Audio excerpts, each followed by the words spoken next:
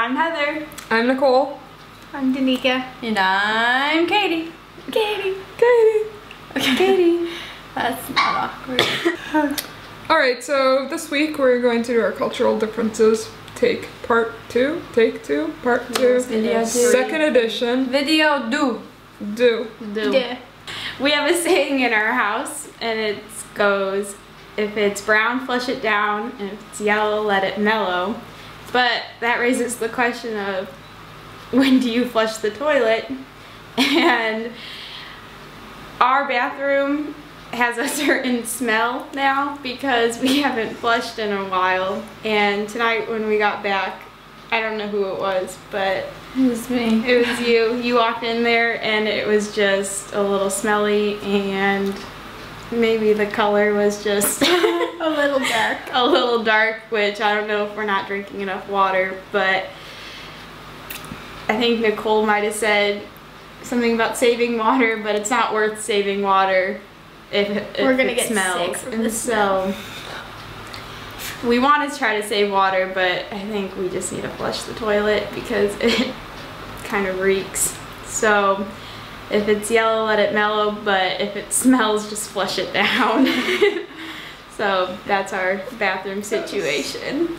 So we have these two little language helpers. They're 12 years old, and they have a lot of friends in the neighborhood. So I was talking with Anissa, our language teacher, and asking her if it would be appropriate, you know, like if we could meet with these girls. You know, we were meeting with them, but just didn't know, like, if it had to be at their house or if we could go somewhere, you know, like what would be appropriate for two mid-20-year-old Americans, you know, with these kids essentially. And she said it's not a problem, we can just take them and go wherever we want with them. We don't have to get permission from the parents.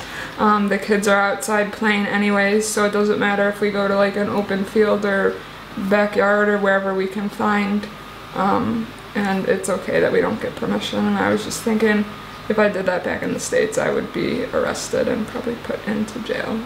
Well, here, people are rarely left alone. And I had the awesome experience of getting Giardia for the second time. Do. Yeah. But this time it hit me a lot harder than the first time.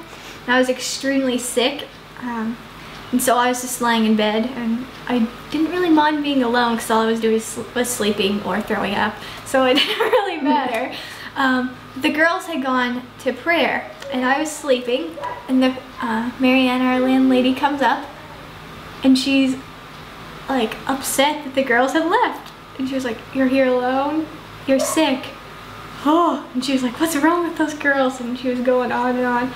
And then so she sits up with me, and then she's like, "Oh, well, I have to make supper." So she sends the kids up with me, and the kids sit in their room while I'm puking my guts out and laying in bed. And yeah, they pushed my head a bit, and it felt really, really good. I don't know what they did, but they pushed their hand on my face, and it made me feel better.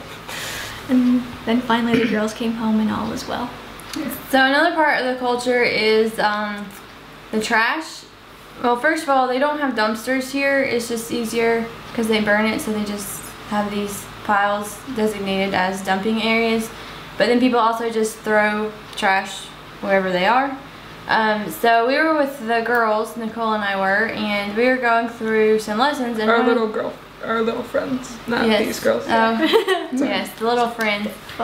And so they were writing in a notebook, and one of them messed up, so she just ripped the page out and threw it behind her and started on the next page.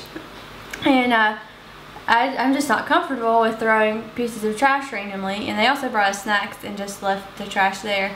So I picked it up because I was just going to take it and throw it in the trash can just because I'm not comfortable with that. And she saw me pick it up as we were walking back, and she took it out of my hands and just tossed it over her shoulder like it was no big deal, which is not to them, but I felt kind of bad for, yeah. Alright, so until next week, or part 3 of this wonderful series of cultural differences. Do.